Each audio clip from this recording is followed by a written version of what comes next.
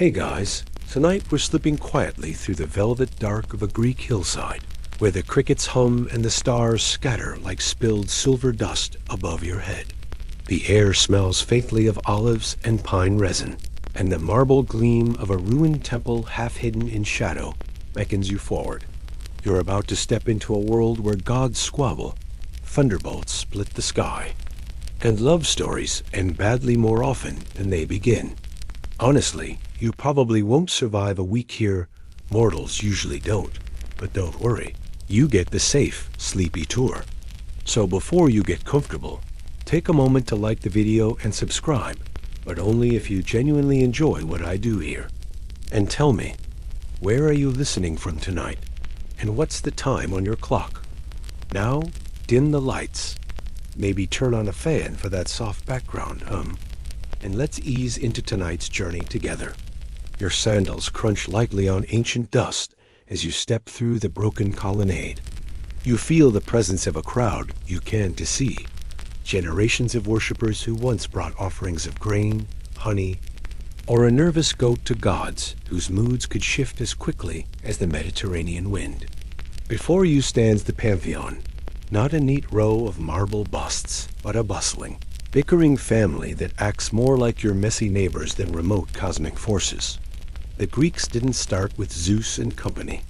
In the beginning were primordial forces chaos, a yawning gap of nothingness, and Gaia, the earth, who pulled mountains out of emptiness. Historians still argue whether these myths grew out of older Near Eastern stories or sprang from Greek soil, like Athena herself. Either way, what you get is a family tree so tangled that it makes a modern soap opera look boring. The Titans, lord of Gaia and Uranus, ruled first. Kronos, their sharp-edged leader, had the charming habit of swallowing his children whole so they wouldn't overthrow him. Fringe detail? Some ancient writers insisted Kronos spat them into a cave in Crete, where they kept growing inside his stomach like an overcrowded dorm room. You have to admit, it's equal parts terrifying and cartoonish. When Zeus finally escaped this digestive nightmare, he didn't just pick up a lightning bolt and call it a day. His revolt against the Titans was a decade-long grind called the Titanomachy. Imagine mountains hurled like dodgeballs and oceans boiling as gods fought their parents.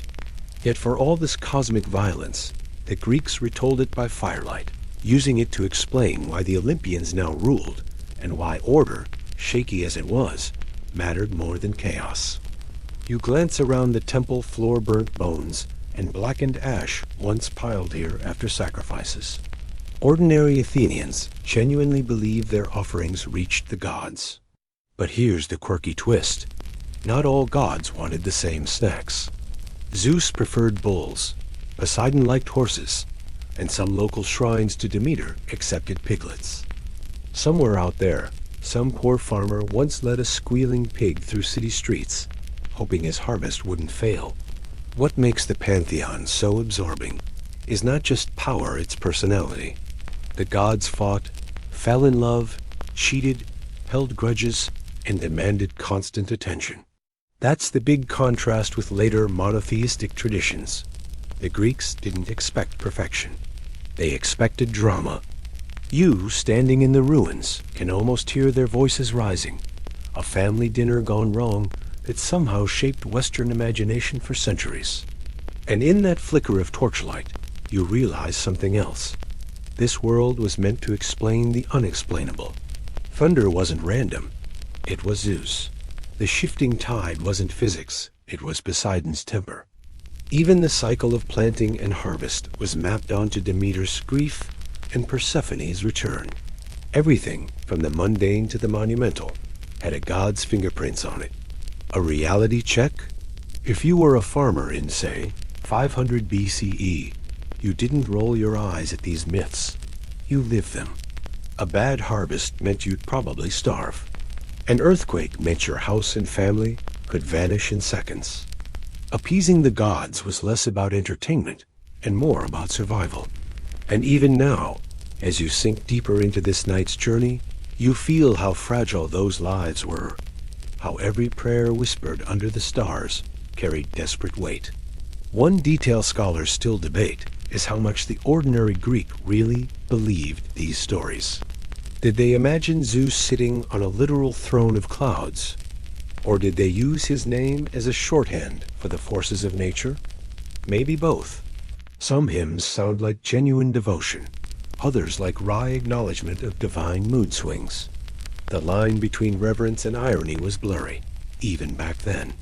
As the night deepens, your ears catch phantom echoes of flutes and drums from distant festivals, celebrating victories, marriages, or just the fact that the gods hadn't leveled the city that week. You breathe in slowly, letting the tension of that ancient uncertainty settle into your bones, knowing you're only at the threshold. The true drama: Zeus, Hera, Poseidon, Athena, and the rest is waiting just beyond the next marble arch, eager to pull you into their divine squabbles. The marble arch looms higher as you step beneath it, and the air shifts colder, heavier, like you've walked straight into the memory of the world's first family drama. The pantheon doesn't begin with Zeus on his throne. It begins with a messy household, where parents and children didn't exactly send each other birthday cards. Picture the stage before any gods as we know them. Nothing but chaos. Not chaos in the modern sense of a frat party gone wrong, but a yawning, silent gap. Out of that void came Gaia, the earth herself, steady and fertile, and Uranus, the starry sky. They lay across each other, literally, and filled the world with offspring, who were anything but peaceful bedtime companions.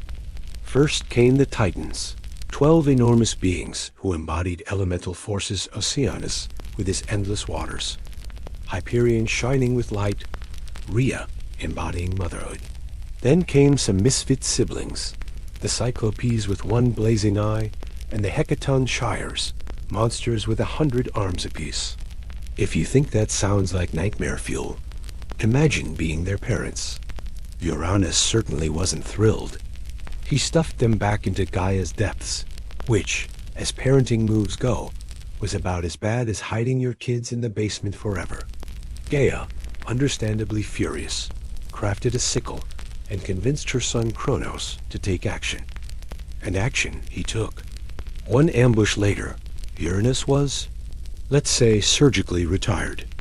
Out of the mess, according to the myth, Aphrodite would one day rise from the sea foam-proof that even divine violence sometimes left beauty behind.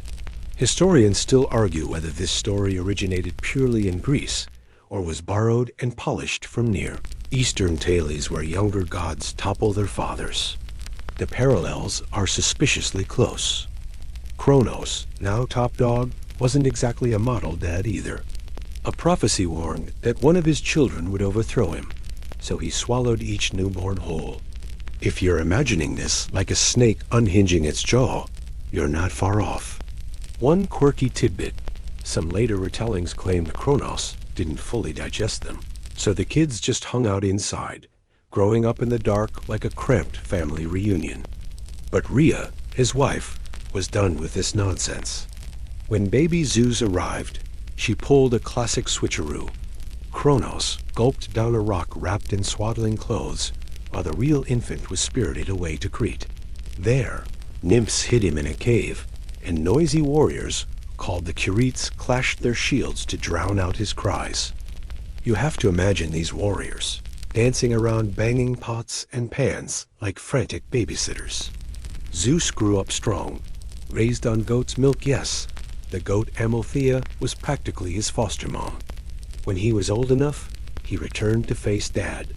With the help of Metis, a clever goddess, he tricked Kronos into vomiting up his siblings: Hestia, Demeter, Hera, Hades, and Poseidon. A grotesque family reunion, but hey, at least everyone survived. The next act was War Titanomachi, a battle that raged for 10 full years. Titans on one side, Olympians on the other. Imagine mountains hurled like bowling balls, seas foaming with rage, and lightning bolts sizzling through the sky. The Olympians eventually won, thanks in part to freeing the Cyclopes, who forged Zeus's thunderbolts, Poseidon's trident, and Hades' invisibility helmet. Handy gifts, the ancient equivalent of a divine weapons upgrade pack. When the dust cleared, the Titans were cast into Tartarus, a dark pit even lower than Hades' realm. Yet, it wasn't total exile. Some Titans like Rhea and Oceanus kept their dignity, worshipped in cults and festivals. That's the oddity. Greeks didn't just erase the defeated gods. They remembered them, wove them into rituals, and maybe whispered their names when Olympus felt too distant. As you drift deeper into the temple corridors, you can almost sense the echoes of that primordial struggle. Every cracked stone whispers of the family feud that shaped the universe. What is fascinating is how the Greeks lived with both reverence and caution, celebrating the Olympians, but never fully dismissing the Titans, as though divine grudges might still linger in the earth itself. And maybe that's why the myths felt so alive. They weren't abstract stories told from afar. They were explanations for every earthquake that split the ground, every harvest that failed, every thunderstorm that rolled in from the sea. To the ancient mind, cosmic family drama wasn't a bedtime tale. It was daily weather. So when you glance up now and see a crack of imagined lightning flare against the stone ceiling, remember, this is just the beginning. The Olympians have arrived, but their reign will be just as complicated, quarrelsome, and strangely human as the Titans they replaced. The thunder is closer now, rattling faintly through the columns, as though the sky itself clears its throat. You step further into the shadows, and suddenly feel that unmistakable crackle static, electric, hair lifting. This is Zeus's domain, the king of the Olympians, and if you thought the titanomagy was dramatic, wait until you see how he runs a family. Zeus isn't born into a crown. He earns it through rebellion. By the time he takes his seat on Mount Olympus, he is the god of thunder, the sky, and rather awkwardly, of order. I say awkwardly because Zeus is both the protector of kings and oaths, and the most infamous rule breaker in myth. Historians still argue whether Greeks genuinely revered him as an all-father figure, or saw him more as a chaotic uncle you can't quite trust, but still invite to dinner because he owns the house. The thunderbolt, his weapon of choice, wasn't just divine special effects. It symbolized cosmic authority, the power to punish oathbreakers, strike down rebels, and occasionally zap mortals who looked at him the wrong way. Archaeologists have uncovered altars across Greece, where bulls, rams, and sometimes even goats were sacrificed in his honor. The odd detail? In some sanctuaries, priests left the animals' hides on the ground for worshippers to sit on, believing it linked them physically to Zeus's protection. Imagine trying to pray while parked on a still-warm cowhide. Faith required a strong stomach. Yet Zeus's cult wasn't uniform. At Olympia, he presided over the Olympic Games, a festival of athletic glory, oaths, and occasional cheating scandals that still echo in modern sports. On Mount Lycaon, however, his worship was much darker. Ancient rumors whispered of human sacrifice, though historians still argue whether this was ever true or just smear campaign gossip from rival regions. Either way, people took Zeus's moods very seriously. Of course, what Zeus is most famous for isn't his thunderbolt or his temples. It is his love life. Or, let's be honest, his inability to keep it under control. From Europa, whom he abducted as a bull, to Leda, whom he seduced as a swan, his relationships were the stuff of bizarre legends. One quirky tidbit: in some vase paintings, artists didn't even bother hiding the absurdity. A massive swan beside a startled queen? Just another Tuesday in the Greek imagination. But here's the contradiction. Zeus wasn't just a serial philanderer. He was also the divine enforcer of Xenia's sacred hospitality between guest and host. If you wronged a stranger under your roof, you risked Zeus's wrath. So, on one hand, he's championing sacred order. On the other, he's sneaking out of Olympus like a teenager past curfew. No wonder mortals never fully trusted him. Even within Olympus, Zeus's authority was shaky. Hera, his wife and sister, constantly challenged him. Athena openly defied him at times, and Poseidon once conspired with other gods to chain him. Zeus may be king, but he ruled more by charisma, fear, and sheer energy than absolute control. Think of him less as a calm monarch, and more as the host of a never-ending reality show who keeps the cameras rolling through every scandal. There is one debate that fascinates scholars. Did the Greeks think of Zeus as the sky itself, or as a person ruling over it? The line blurs. In Homer, Zeus frowns, and clouds roll in. In Hesiod, his nod alone makes the cosmos tremble. For the worshipper, thunder wasn't a metaphor. It was Zeus announcing himself. Next time you hear thunder, imagine it's not just weather, but the king clearing his throat and asking, "Did you pay your offerings this month?" As you walk beneath the imagined vault of Olympus, the air smells faintly of charred meat sacrifice smoke curling upward, supposedly to feed the gods. Worshippers would have gathered, murmuring prayers, tying ribbons, and leaving honey cakes on altars. Children tugged their parents' robes, both excited and afraid of Zeus's looming presence. Some may have whispered gossip too. "Did you hear? He's after another mortal woman?" And everyone would have nodded, pretending not to be shocked. Zeus, then, is both the glue and the fracture line of the pantheon. Without him, Olympus would crumble into squabbling chaos. With him, it somehow still manages to do exactly that. You sense his laughter in the thunder rolling far above, equal parts fatherly and mischievous. He is the king, the judge, the philanderer, and the lightning bolt waiting in the clouds. And tonight you feel both awe and unease standing in his presence. The storm quiets as you drift further along the temple's corridor, but in its place comes a sharper sound like the scrape of bronze against marble, deliberate and steady. Hera is near. If Zeus is thunder, Hera is the echo that lingers after the storm, colder and often sharper than the lightning itself. She is the queen of the gods, goddess of marriage and childbirth, and patroness of women, though not the cozy bridal shower version you might imagine.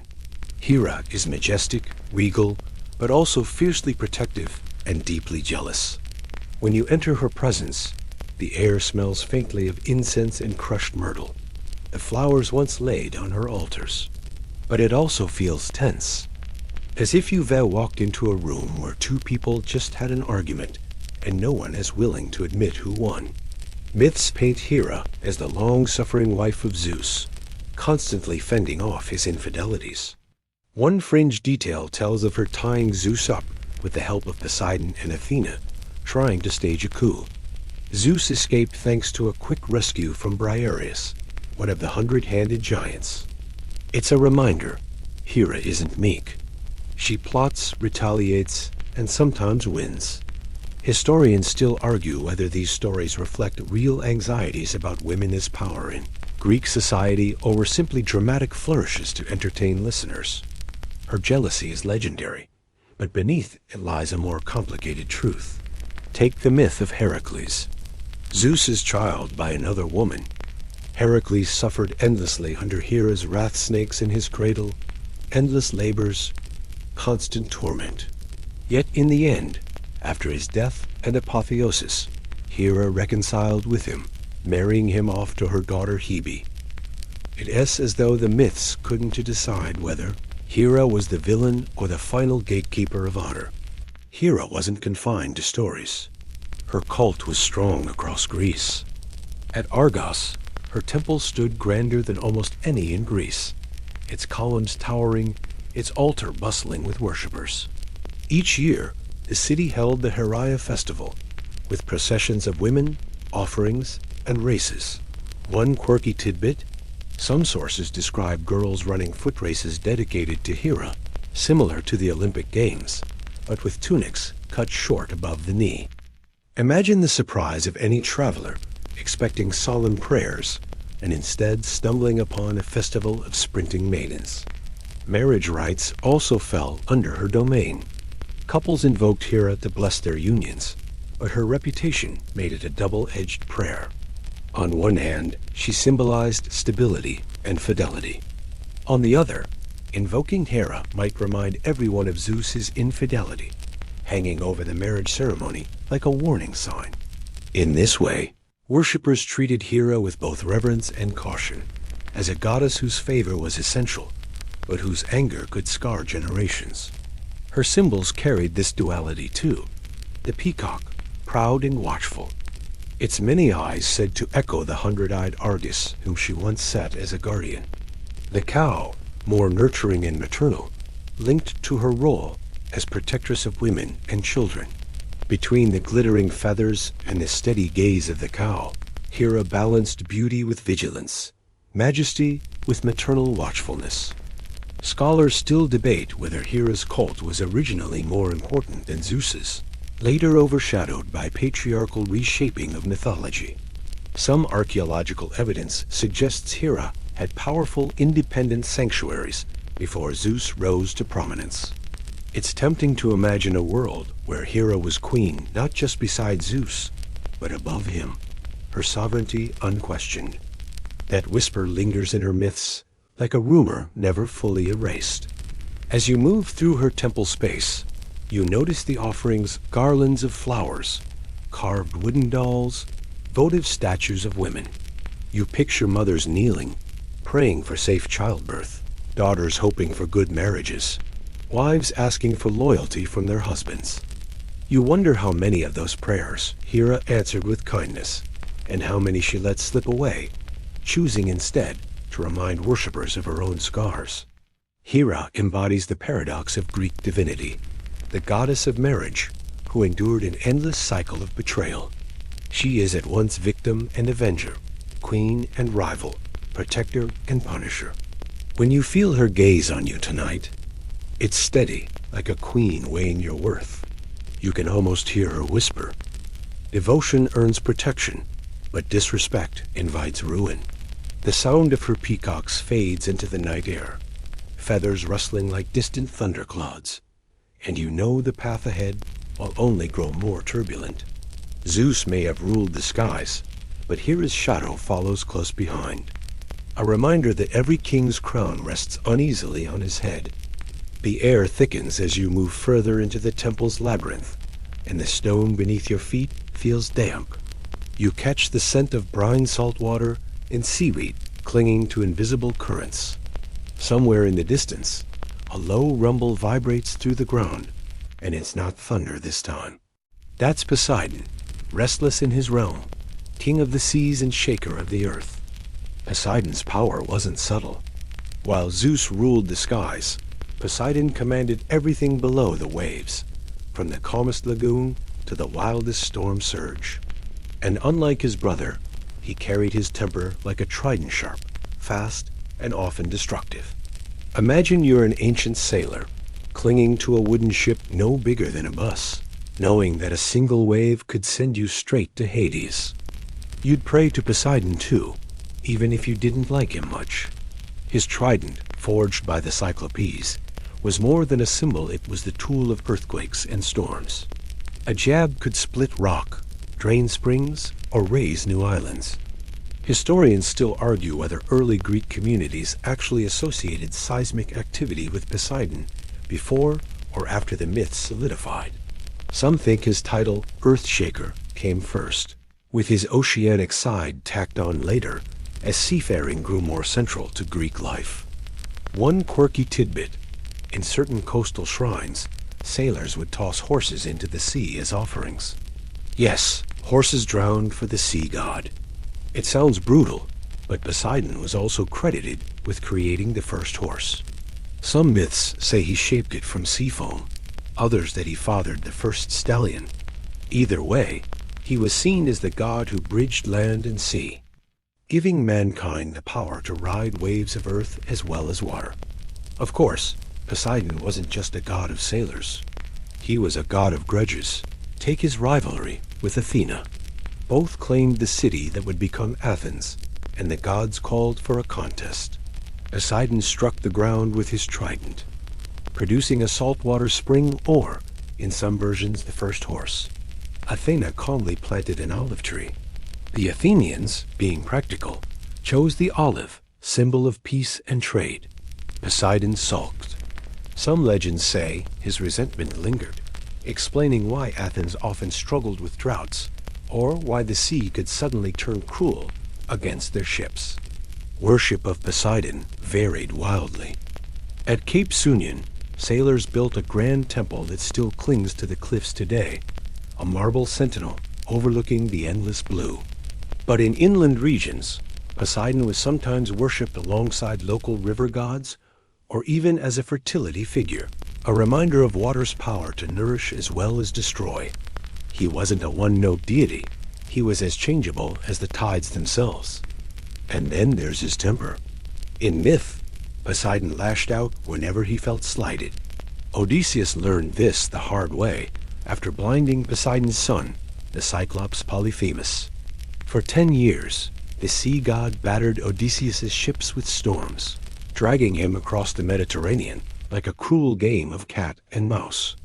If you've ever had your GPS reroute you 20 times in a row, multiply that frustration by shipwrecks, sea monsters, and the occasional nymph, and you've got an Odyssean journey, Poseidon's version of a grudge match. Fringe details sometimes portray Poseidon less as a roaring tyrant and more as a builder. He supposedly raised entire islands from the sea, including Nisseros, tossed from his trident like a pebble. Some even whispered he built the walls of Troy alongside Apollo, though, true to form, he cursed them when the Trojan king refused to pay. Imagine calling in 2 divine contractors and then stiffing them on the bill. Not the smartest move. As you stand here, the floor trembles faintly. A reminder that Poseidon's realm wasn't just out at sea, but under every patch of land. Earthquakes were his punctuation marks, unpredictable and devastating. Ancient communities sacrificed, prayed, and hoped that Poseidon wouldn't notice them. When he did, it usually meant walls falling and villages swallowed whole. Scholars still puzzle over Poseidon's duality: life-giver through water and horses, life-taker through storms and quakes. Was he originally a land god absorbed into sea mythology, or always both at once? The debate ripples through classical studies like an undercurrent, unresolved and tantalizing. Tonight, though, you simply feel his presence, the cold spray of waves brushing your face, the ground shivering under invisible hooves.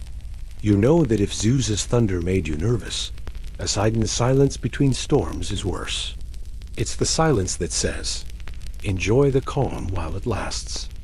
You pause at a chamber filled with the soft crackle of papyrus being unrolled. Here, translators bend over texts that once came from distant lands: Arabic medical treatises, Persian poetry, even Greek philosophy that had traveled a long road across empires. Their task is not merely linguistic, it is cultural. They must take the words of one civilization and render them faithfully into another tongue without losing meaning, nuance, or rhythm. Mistakes could mislead generations.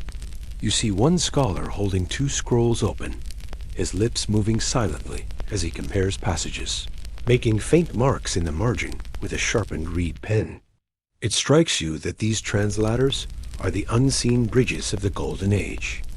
Without them, Timbuktu would not be a crossroads of ideas, but only a repository of foreign voices. They work slowly, carefully, with patience like that of gardeners cultivating fragile seeds. The work requires humility. They are not writing their own thoughts, but safeguarding others. And yet, it is through their hands that forgotten wisdom remains alive. Nearby, copyists engage in a different, but equally vital labor. Some lean close to lamps, transcribing faded ink into bold new script.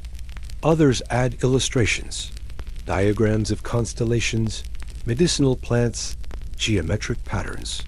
Their steady hands are trained by years of practice, but their minds remain alert, for even the smallest slip could alter meaning. A missing dot might change a number. A reversed stroke might transform a word. You imagine the atmosphere at night when the world outside falls silent. Inside the scriptorium, only the scratching of pens and the occasional cough echo in the chamber. One by one, candles burn down, yet the scholars persist, unwilling to let knowledge fade into darkness. This quiet persistence is what has preserved countless manuscripts to the present day, long after the empires that first wrote them have turned to dust. You step outside into the sunlight, and the hum of the market greets you. Here, Timbuktu's reputation as a center of trade and thought merges seamlessly. Caravans have arrived from the north, their camels carrying bundles of salt slabs shimmering like blocks of crystal. From the south, merchants unload sacks of kola nuts and ivory, while local artisans display leather goods dyed in earthy reds and browns. Yet, alongside the clinking of coin and barter, another currency circulates knowledge. Under a simple awning, a scholar sits cross-legged with a stack of manuscripts at his side. Instead of spices or fabrics, he sells access to wisdom. A merchant negotiating the price of salt pauses to listen, intrigued by a lecture on the stars. A young traveler trades a piece of gold dust not for silk, but for a commentary on law. Books in Timbuktu are not locked away in palaces. They move through the hands of buyers and readers, each transaction deepening the city's intellectual wealth. The marketplace itself becomes a forum. Arguments about theology erupt between groups of students, while nearby, physicians debate treatments described in texts from distant lands. You overhear a heated discussion. One man insists that the moon governs the body's fluids. Another counters that illness stems from imbalance in the soul. The debates do not always end in agreement, but the act of speaking, listening, and questioning becomes part of the city's rhythm. You notice how ideas cross borders just as easily as goods. A story told by a Moroccan traveler becomes a parable in a Friday sermon weeks later. Persian proverb gets woven into a Fulani folk song. In this market, language is fluid, blending tones and accents into a chorus of thought. What seems ordinary here, the mingling of commerce and scholarship, feels extraordinary when you realize how few places in the world allow ideas to be bartered as openly as spices or cloth. Timbuktu, you understand now, is not only a library in stone, but also a living marketplace of ideas, where wisdom itself is treated as a form of wealth, endlessly exchanged and renewed. The road out of Timbuktu is never empty. You join a procession of travelers, pilgrims, merchants, wandering students, each carrying something of the city with them. Some bear tangible goods, bundles of salt, sacks of dates, leather satchels. Others carry something less visible, but perhaps more enduring ideas, stories, and knowledge that will echo far beyond these sandy streets. You walk alongside a student from Hausaland, his satchel bulging not with food, but with carefully wrapped manuscripts. His eyes shine as he explains that he studied under 3 masters in Timbuktu, and now, returning home, he will establish a small circle of his own. The city has equipped him not only with texts, but with the authority of learning. He laughs when he says his village elders will complain about newfangled Timbuktu debates, keeping people up late at night. You smile, imagining lively arguments lit by oil lamps far from this desert crossing. Pilgrims, too, carry Timbuktu's reputation outward. Many who pass through are en route to Mecca, their caravans heavy with the weight of devotion. They rest here, pray at Sankar, and depart with stories of a city brimming with scholars. At distant way stations, they describe Timbuktu as a place where even traders recite poetry, where judges quote Aristotle, and where the air seems scented with ink and parchment. These stories ripple outward, shaping the imagination of those who may never see the Niger bend with their own eyes. You hear a tale of one such ripple. Centuries earlier, when Mansa Musa stopped in Cairo on his way to Mecca, his entourage carried manuscripts from Timbuktu. Scholars in Cairo marveled at their clarity of thought, and rumors spread of a Western city where learning rivaled the famed institutions of the East. Historians still argue whether Musa's lavish pilgrimage exaggerated Timbuktu's fame, or simply revealed what was already true. Even merchants, pragmatic as they are, spread knowledge in subtle ways. A caravan leader tells you how contracts in Timbuktu are written with flourishes, borrowed from Andalusian calligraphy. He chuckles, admitting he once copied a verse from a legal document because it sounded so poetic. Somewhere far to the north, a trader may repeat that same line, unaware it came from a dusty contract drafted by a Timbuktu scribe. As night falls on the open road, you realize that Timbuktu itself never truly stays in Timbuktu. Each traveler becomes a vessel, each departure a thread pulled from the fabric of the city and woven elsewhere. You imagine villages, courts, and marketplaces where echoes of this desert library whisper through conversations, judgments, and songs. Timbuktu's reach, like the desert wind, is invisible but undeniable. The desert at night is hushed, but you sense movement the long line of caravans threading their way beneath the stars. Timbuktu's wealth flows along these routes, but not in gold or salt alone. The manuscripts, the teachings, and the restless energy of inquiry all ride on camelback, spreading far beyond the bend of the Niger.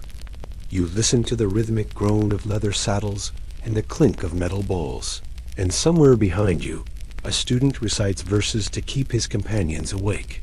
His voice blends with the desert winds, carrying lines of poetry from Andalusia and commentaries from Baghdad. In that moment, the Sahara is less a barrier than a bridge, tying Timbuktu to the vast tapestry of Islamic learning across continents. In faraway Morocco, scholars pore over texts copied here. Some admire their depth, others scoff, dismissing the desert city as a mere outpost, daring to rival established centers. Historians still argue whether Timbuktu is truly equal to Cairo and Cordoba, or whether nostalgia has painted its reputation brighter than reality. Yet when you see the students cradling manuscripts as carefully as infants, you cannot doubt the seriousness of their mission. You recall a curious tidbit whispered in the market, that certain families trained camels to recognize the scent of parchment. Whether truth or myth, it speaks to the reverence for books in a land where water is precious and ink is heavier than gold. The caravan halts at a desert well, and you notice how the exchange of knowledge is as vital as the drawing of water. One merchant recites a proverb from Timbuktu, another counters with a tale from Fez, and soon the travelers laugh, comparing the wisdom of cities as if they were bargaining over goods. As dawn stains the horizon, you see how Timbuktu's manuscripts become more than static texts. They are seeds scattered across empires, germinating in new soils. Every recited line, every copied page ensures that the city's voice, born in mud-brick mosques and scribes' cramped rooms, will never fade completely. Timbuktu becomes less a place than an idea, carried wherever camels tread and ink endures. By the time you wander back into Timbuktu's quiet streets, you feel the weight of centuries pressing gently on your shoulders. The sun hangs low, throwing long shadows across the walls of Sankar, and the city seems to hum with all the voices you've followed, students chanting, scribes scratching, merchants bargaining, pilgrims praying. Every sound lingers like an echo in the sand.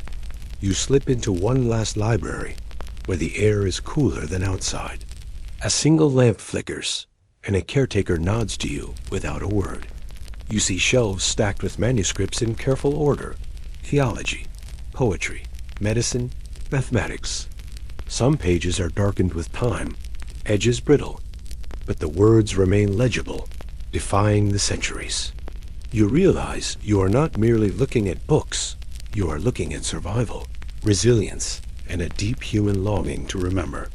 Timbuktu, in its heyday, was not just a city of wealth or trade, but of conversation.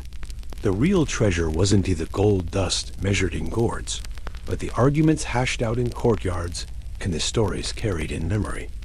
Even now, historians still argue whether Timbuktu was more myth than reality, whether its libraries were truly as vast as legend claims. But walking these streets, you understand something simple. Myths themselves have power, and sometimes they grow from truths too rich to be contained by fact alone. You chuckle at a memory of the crocodile dung sunscreen joke. Then think of the seriousness with which those same people debated the stars. The city held both the mundane and the profound side by side. That, perhaps, is what made it human. As the last light fades, you sense how the knowledge of Timbuktu never really belonged to one place. It was always meant to move, to flow outward like the river, across sands, seas, and centuries, touching minds far beyond its walls. And in walking here, you've joined that flow too.